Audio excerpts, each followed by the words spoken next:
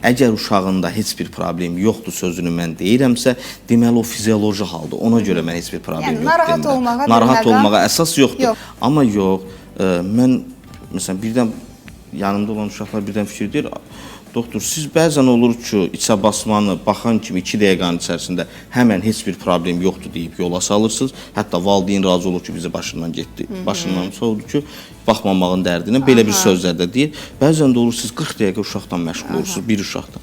Deyirəm, orada altda yatan çünki problemi görürəm, onu tapmağa çalışıram. Çünki normal içə basma deyil bu.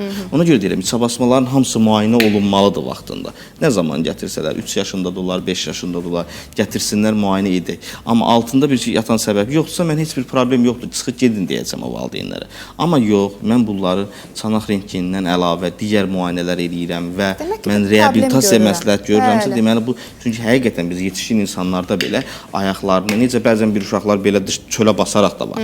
Bu da retroversiyadır, bu problem də var. Bəzən hətta Charlie Chaplin yerişi deyirlər, bu deyil Charlie Chaplin.